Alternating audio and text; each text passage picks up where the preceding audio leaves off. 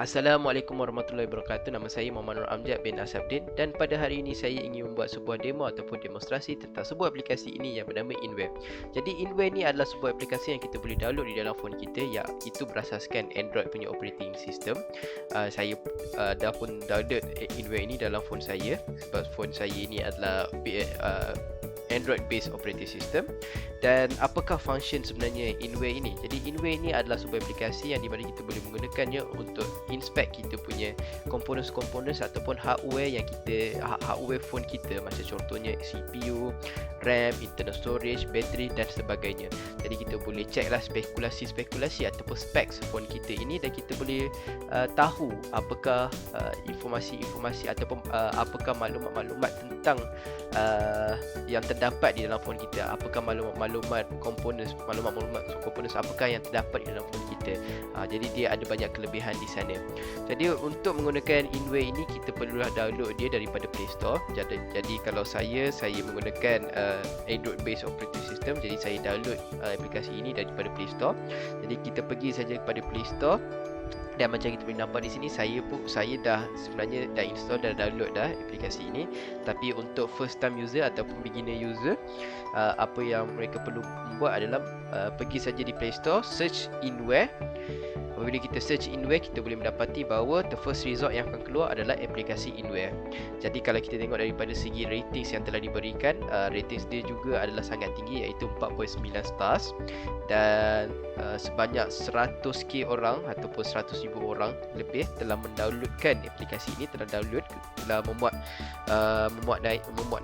memuat turun aplikasi ini dan install aplikasi ini di dalam phone mereka. Jadi aplikasi ini ada banyak function. Kalau kita tengok daripada segi screenshot yang terdapat di sini, ada banyaklah macam sistem, device, hardware, memori, kamera dan sebagainya. Dan nampaknya kita ada dua jenis setting, iaitu untuk toggle between light and dark interface. Jadi kita akan membuka aplikasi ini dan aplikasinya first impression apabila kita membuka, kita boleh mengetahui bahawa ianya sangat-sangat simple, very good looking, very clean looking. Dia tak adalah complicated, tak adalah sophisticated mana. Dia hanyalah sebuah aplikasi yang sangat clean, straightforward dan menarik untuk kita melihat lah, menarik sangat untuk kita melihat. Jadi kita ada beberapa option di sini, iaitu bermula daripada sistem, device, hardware, memory, kamera, network, connection, bateri dan juga media DRM. Jadi kita akan explore sedikit tentang option-option atau pilihan yang kita boleh nampak di sini, dan kita akan kita traverse through tentang setiap pilihan ini lah. Dan macam kita boleh nampak, ini adalah setting. Bila saya tekan pada gear icon yang berada di penjuru atas kanan, jadi kita boleh ubah sedikit settings kita, macam contohnya appearance. Macam kita boleh nampak tadi masa kita melihat waktu kita tengok aplikasi ini di dalam Play Store. Jadi kita boleh ubah dia punya appearance. Jadi dark mode on, kalau off mungkin dia akan light lah. Jadi light ni kalau sesiapa yang suka menggunakan light mode boleh menggunakan light mode. Tapi kalau kita tekan pada follow system, rasanya dia akan follow lah sistem kita. Kalau sistem kita ni kita set pada dark mode, dia akan ikut lah. Jadi kalau sistem saya ni, saya telah pun mengikut, saya telah setkannya sebagai dark mode. Jadi dia telah pun setkan default as dark mode. Jadi itu sedikit daripada segi appearance. Dan kita juga ada other settings yang kita boleh nampak di under bawah general, block screen capture, bla bla bla. Jadi kalau saya block screen capture ni, kalau saya turn on, mungkin apa yang saya tengah live sekarang ni, apa yang saya tengah record sekarang ni, mungkin kita tak nampak lah. Jadi salah satu benda yang sangat kita boleh nampak di bawah ini ialah units, aka units temperature lah. Jadi mengikut pada region ataupun negara tertentu, mereka akan menggunakan temperature punya units yang different, yang berbeza, macam Celsius, Fahrenheit dengan Kelvin. Jadi majoriti dunia akan menggunakan Celsius. Jadi kita setkan aja defaultnya sebagai Celsius. Kita tak nak ubah apa-apa di sini. Dan adalah experimental. Jadi experimental, apa dia akan buat lah, detect battery capacity, mainly itu ada seperti jadi dia boleh detect lah battery capacity kita, tapi tidak digalakkan lah. Dia tidak digalakkan sebab dia mainly to unexpected behavior. Jadi mungkin something unexpected will happen lah. Jadi kita tak naklah kacau settings yang mungkin boleh menyebabkan kerosakan pada bateri kita ataupun phone kita. Dan kalau kita pergi ke advance, ada dia punya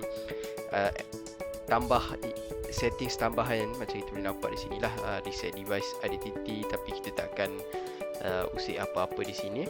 Dan kita juga boleh nampak about Inware 6.1.1, maksudnya itu version Inware yang kita menggunakan lah. Jadi version Inware yang kita menggunakan ni adalah Inware 6.1.1. Okey, sekarang kita akan explore lah tentang pilihan-pilihan option yang kita ada di main interface kita. Dan kita akan mulakan dahulu dengan sistem. Jadi kita akan memasuki sistem. Jadi di dalam pilihan option sistem, kita boleh nampak bahawa yang first thing yang kita akan melihat adalah operating system dia, iaitu OS dia. Jadi Android version yang saya ada sekarang ni adalah Android 11 ataupun Android 11. Dan dia punya release date pun Android 11 juga. Maksudnya apabila saya membeli phone ini, saya mendapatkan phone ini, dia punya Android version memang Android 11 lah. Jadi dia punya release date adalah Android 11 juga. Minimum target SDK dia adalah 23. Dan Google sistem update dia adalah paling latest punya Google Play update, iaitu dikeluarkan pada 2022 bulan 3 hari bulan 1. Jadi itu adalah sedikit tambahan lah dekat sini. Dia punya patch yang dia menggunakan adalah paling latest lah ataupun update dia. Language adalah English seperti biasa. Dan security patch yang telah dikeluarkan untuk phone ini, yang paling latest adalah 2021 November 5. Security patch ni boleh katakan adalah salah satu patch yang kita akan download ataupun akan diriliskan dengan satu phone ini. Ataupun kita akan ada update yang mana akan kuatkan lagi security phone kita, supaya macam hackers ke ataupun orang luar tak boleh memasuki phone kita untuk tujuan menceroboh data ke ataupun mencuri data ataupun informasi daripada phone kita. Build number kita dekat sini, kita boleh nampak build number. Dan build number ini dia adalah khas untuk semua phone lah. Jadi semua phone ini dia akan ada satu build number yang unik kepadanya. Dan build ID dia juga macam kita boleh nampak, build number dengan build ID. Dan boardnya adalah berasaskan Lito. Hardware components yang terdapat dalam phone ini pula adalah daripada QCOM. Jadi QCOM ni nanti kita akan tengoklah secara kita akan tengok juga lah QCOM ni apakah QCOM in the next option. Macam mana hardware QCOM ni telah power up our phone lah, macam tu kita boleh katakan. Macam tu kita boleh katakan lah. QCOM ni memain peranan yang sangat penting untuk power up phone inilah dengan hardware yang terdapat di dalam phone ini. Jadi kernel version dia pun kita boleh nampak di sini. Jadi secara amnya apa itu kernel? Kernel ni kita boleh mengatakan adalah pada zaman dulu operating system monolitik, kita katakan. Bila monolitik punya operating system telah keluar, ia datang dengan kernel. Jadi kernel ni adalah boleh dikatakan sebagai jambatan ataupun bridge supaya software dengan hardware boleh coexist. Jadi kernel, kalau tak ada kernel, hardware dengan software tak boleh coexist, tak boleh berinteraksi sesama sendiri. Jadi dengan adanya kernel version, jadi sekarang pun operating system ada juga kernel. Dan kernel system ni dalam phone ke, dalam laptop ke, dalam komputer ke, ianya akan membantu ataupun operating system lah, dia lebih pada operating system di dalam phone dengan komputer. Ia adalah sebagai satu jambatan lah supaya software dengan hardware dia boleh berinteraksi sesama sendiri di dalam hardware kita. Itu adalah untuk kernel version. Kita juga ada baseband version di sini, text dia, fingerprint, build type, uptime. Uptime ni berapa uptime dia lah. Jadi phone ni berapa jam telah uptime nya setakat ini. Uptime ni lebih mengikut pada last time bila our battery has ended. Jadi kalau battery has ended, kalau nampak kat sini, saya akan charge phone ini bila battery low lah. Saya takkan bagi dia terus off. Kalau dia terus off, uptime ni dia akan restart balik daripada kosong. Jadi ada USB debuging di sini. USB debuging kita dah disable. Cell SE Linux enforcing. Dan extra di sini adalah treble adalah supported. Seamless updates not supported. Dan root not detected. Root ni kita boleh katakan macam jailbreak lah, ataupun kita boleh mengatakan jailbreak atau rooting ni bermaksud bahawa contohnya kita tak boleh download satu aplikasi ini, tetapi kalau kita root our phone, kita boleh menggunakan aplikasi ini. Dia ada banyak features di situlah.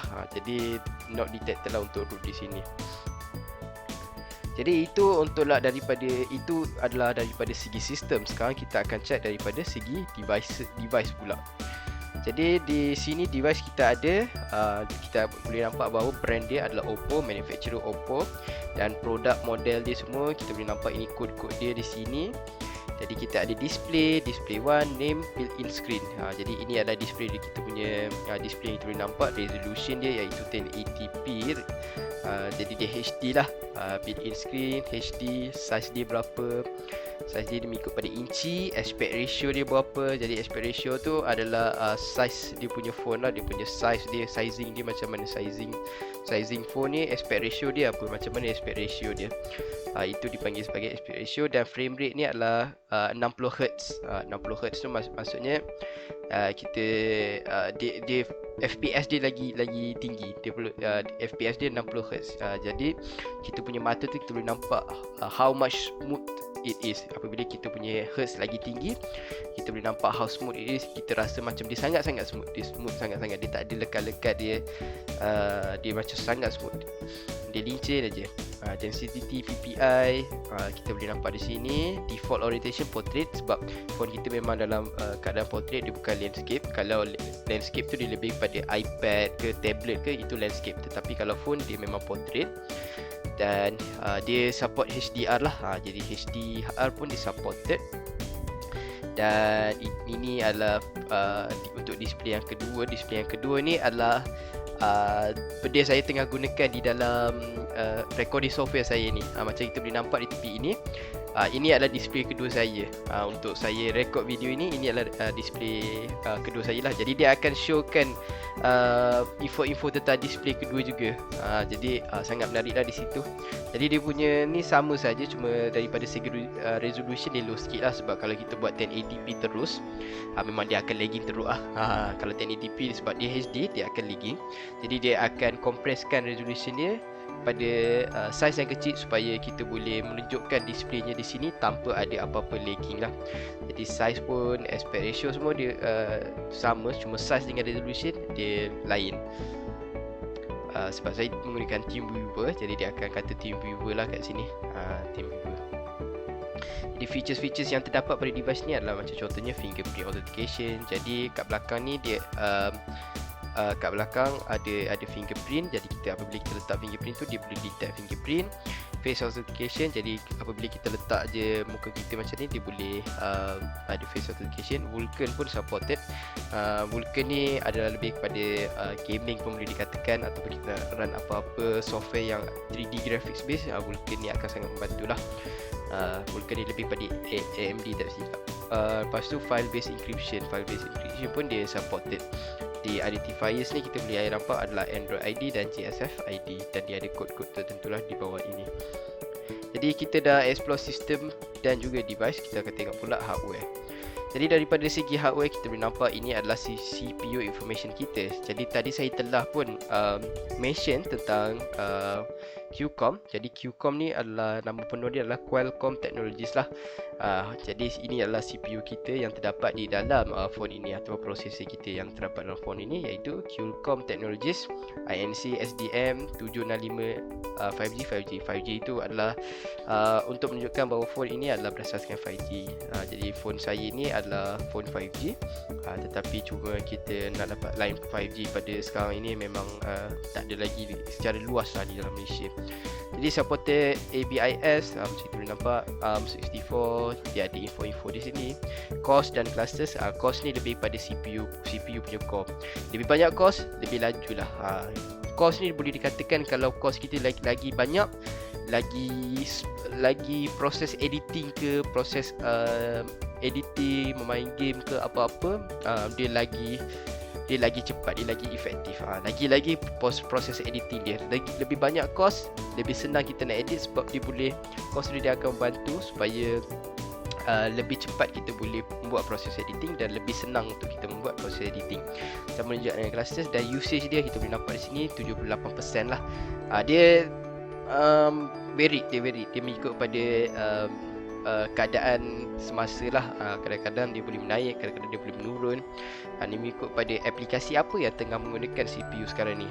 Macam kita mengetahui apps ataupun software yang akan menggunakan banyak usage adalah macam contohnya kalau dari segi laptop ke komputer ke adalah macam Chrome. Google Chrome semua dia akan memakan CPU usage yang banyak lah. Jadi dekat phone pun dia ada apps-apps yang tertentu yang akan memakan lah. Dia mengikut pada apps-apps yang macam contohnya kat sini yang kalau dia tunjuk kat atas ada info-info ni, maksudnya semua apps ni memakan CPU storage yang agak banyak. Jadi itu adalah untuk segi hardware CPU, dan cluster kita boleh nampak di sini minimum frequency dia 300 MHz, maximum frequency dia 1804 MHz, dan governor dia adalah scheduler tool. Jadi ada cluster kedua, cluster tiga, sebab dia ada 3 cluster kan, jadi dia akan bagi tahu lah cluster ni. Jadi CPU usage ni kita boleh nampak ada 8 cores, dan setiap 8 cores tu dia akan menunjukkan dia punya how much the cost is being used lah. Jadi kita boleh nampak data-data di sini, dan kita juga boleh nampak selain daripada CPU information, kita juga ada GPU information. Jadi GPU information ni macam vendor dia Qualcomm, dan renderer dia adalah Adreno TM620. Jadi apa-apa 3D graphics, apa-apa game yang kita nampak di dalam phone kita, gamenya dia displaykan di dalam phone kita, dia menggunakan GPU Adreno TM620. Jadi itu adalah function untuk GPU dia lah dari segi hardware. Jadi kita akan pergi pada memori. Jadi memori adalah contohnya RAM, iaitu Random Access Memory. Jadi setiap hardware components akan ada RAM dia tertentu, macam laptop, macam phone, semuanya akan ada RAM. Jadi RAM ni difungsi dia sebagai temporary storage. Jadi kalau kita tak ada RAM, memang kita tak ada, kita play satu device tu, kita guna satu device tu, memang dia akan banyak masalah jugalah. Sebab kita perlu ada RAM. Kalau RAM yang lagi banyak, lagi bagus. Jadi macam kita nampak di sini, device memory RAM saya adalah 8GB. Tetapi walaupun ni 8GB, dia akan katakan 7.8GB je lah. Sebab 0.2GB tu dia akan separatekan, dia akan digunakan untuk function lain. Jadi 7.8GB available, 2.3GB use, 5.4GB. Maksudnya ada aplikasi-aplikasi di dalam phone ini, ada software di dalam phone ini yang menggunakan 5.4GB RAM. Jadi kalau kita uninstall ke, kita clean up our phone, kita delete folder, kita delete files, semakin kecil lah kita punya GB being used here. Sebab ada banyak aplikasi sekarang ini dalam phone ni. Dia macam CPU usage juga, RAM usage pun dia akan tengoklah pada aplikasi-aplikasi tersebut, sebab dia akan bagikan usage dia mengikut pada aplikasi. Jadi kalau aplikasi ni memerlukan banyak ini, dia akan bagikanlah RAM tu kepada aplikasi ini. Jadi dia boleh vary juga. Jadi lebih sikit aplikasi, lebih banyak RAM yang kita ada lah. Sebab dia tak perlu nak fokuskan usage dia kepada satu aplikasi tersebut. Jadi itu adalah untuk RAM. Dan lagi satu memori yang kita boleh nampak adalah internal storage. Yang ni adalah kita punya storage di dalam phone kita ini. Jadi tak ada SD card di dalam phone ini. Tak ada SD card, ada internal storage saja. Dan dari segi internal storage, kita boleh nampak bahawa total dia adalah 128GB. Available sekarang ini adalah 36.0GB, sebab saya dah use kan 91.93GB. Jadi ada banyak folders, ada banyak files, ada banyak apps di dalam phone ini, yang menyebabkan telah pun kita use 91.93GB of our storage. Jadi total kalau kita tengok daripada secara keseluruhan ada 128GB, tetapi kita telah pun use 91.93GB, dan tinggallah 36.0GB saja untuk sekarang ini. Jadi itu adalah untuk segi memori. Kalau kita tengok sedikit tentang kamera. Kalau tengok kamera, dia akan menceritakan sikit lah tentang kamera kita ni. Kamera kita ni ada berapa megapiksel. Jadi megapiksel front camera ni adalah 8 megapiksel. Jadi ada juga dia punya features lain, ciri-ciri yang lain, dia punya aspek-aspek yang lain kita boleh nampak di sini, macam available apertures, optical image stabilization, electronic image stabilization. Jadi ada banyak lah kat situ, tapi ni semua tidak not supported kecuali EIS, iaitu electronic image stabilization. Itu supported. Flashlight rotated, sebab saya tutup flashlight sekarang ni. Kalau saya membuka flashlight saya, mungkin dia akan tunjuklah kat sini detected, tapi sebab saya telah menutupkan flashlight saya, dia akan kata not detected lah. Back camera, selalunya bila kita menggunakan phone ini, back camera dia lah yang akan ada megapixel yang lebih tinggi lah. Jadi macam phone saya ni, megapixelnya di back camera adalah 16 megapixel, dan dia juga ada features-features yang sama seperti front camera lah, macam available aperture, flashlight, electronic image stabilization, optical image stabilization dan sebagainya. Jadi itu untuk kamera. Untuk network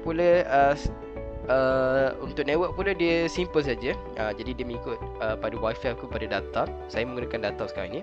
Jadi dia akan tunjuklah wifi data speed saya berapa, download speed berapa sekarang ini, dengan uploading speed berapa. Macam boleh nampak download speed sekarang ni dia varied lah. Dia tak ada satu nilai yang static, dia dynamic sebab dia berubah-berubahan dia punya kilobytes dia. Jadi ada boleh jadi 10 download speed dia 10.0 kbs, tetapi dia vary. Jadi ini adalah untuk network. Connection pula, okey, connectivity macam Bluetooth contohnya. Jadi kalau sesiapa nak connect pada micro pada Bluetooth, boleh nampak lah name dia akan menunjukkan Oppo Reno 5 5G. Status dia, status enable, disconnected. Okey, saya turn off Bluetooth sekarang ni, jadi dia of course dia akan kata disconnected. Jadi Bluetooth low energy supported dengan connected devices Wi-Fi test. Connected device ni Wi-Fi test ni maksudnya ini adalah salah satu macam hotspot lah. Jadi dia akan tunjukkan nama ini supaya boleh kita, kalau kita menggunakan other devices, kita boleh connect pada dia punya Wi-Fi test ini. Jadi itu adalah dari segi connectivity. Sekarang kita tengok bateri pula. Ini salah satu yang sangat penting ni. Okey, daripada segi bateri kita ada macam terbasic lah, macam health dia. Dia punya health, macam mana condition dia sekarang ni. Condition of the battery good, not bad, status full. Saya tengah charging while using this phone, jadi dia akan menunjukkan status full lah. Jadi level 100% sebab dia dah charge fully. Source charger AC, iaitu AC adapter lah yang tengah saya charge ini, AC USB Type C. Jadi current 0 mA, power 0 volts, voltage apa semua dia akan tunjuk kat sini lah. Jadi temperature dia berapa, teknologi dia berapa, Lion battery okey. Lion battery is not bad. Dia selamat lah kalau ada apa-apa, macam kalau sebelum ni pernah ada Samsung punya bateri meletup. Jadi kalau menggunakan Lion punya bateri ni, dia takkanlah ada kes-kes macam tu. Temperature dia pun 39.1. Not too high, tapi dia boleh dikatakan in the middle range lah. Sebab saya tengah charge while using this, jadi dia akan panas sikit. Lagi-lagi saya tengah menggunakan TeamViewer, jadi dia akan panas sikit lah. Jadi voltage dia pun agak 4.411 volts. Dan wattage dia power kosong dan current adalah kosong. Mungkin sebab saya dia dah charge sepenuhnya, 100%. Kalau macam contohnya sekarang ni 50% dah saya charge, mungkin current dengan power dia akan lebih tinggi. Sekarang ni dia kosong sebab dia dah fully charge. Itu adalah daripada segi bateri. Dan last sekali lagi yang kita boleh nampak di sini adalah media DRM. Jadi media DRM ni dia macam, dia akan ceritakan tentang algorithms, device unique ID, dan ini adalah unique ID lah yang kita boleh nampak di dalam device ini. Vendor dia Google, version dia berapa, security level 1, dan ClearQ CDM vendor Google version 1.2. Jadi ini adalah media DRM lah. Media DRM pun adalah satu feature yang kita boleh nampak menggunakan aplikasi ini. Jadi untuk situ saja video ini, kita telah pun explore tentang sedikit tentang aplikasi Inware ini. Apakah features-features yang telah disediakan, apakah features-features, apakah maklumat yang disediakan di dalam aplikasi ini, macam mana ingin kita menggunakan aplikasi ini dan sebagainya. Jadi aplikasi ini sangat berguna lah supaya kita boleh mengetahui dengan selebihnya tentang phone kita. Saya secara jujurnya sebelum ini nak katakan saya tahu sepenuhnya tentang phone saya pun tidak. Lepas menggunakan Inware punya aplikasi ni, baru saya tahu dengan lebih clear, dengan lebih banyak informasi lagi tentang apakah dia punya, contohnya salah satu benda yang saya tak pasti sangat, macam contoh bateri. Bateri teknologi dia saya tak pasti sangat, tapi sekarang saya dah tahu dah, sebab dia bagi tahu saya ia menggunakan teknologi Lion. Jadi kat situ kita boleh learn new things lah, kita boleh dapat mengetahui new things, dapat mengetahui a lot of new things lah tentang phone kita yang kita tidak tahu sebelum ini. Jadi aplikasi ini sangat berguna lah untuk kita menggunakan supaya kita dapat mengetahui dengan lebih detail tentang phone kita ini. Dan ia juga ada interface yang sangat-sangat smooth, sangat-sangat simple untuk difaham, tak ada anything sophisticated, tak ada pop-up kat mana-mana. Dia straight to the point. Kita menggunakannya dia straight to the point. Jadi ianya sangat-sangat bagus lah. Jadi mungkin itu sahaja untuk video kali ini. Video kali ini saya membuat demo tentang Inware.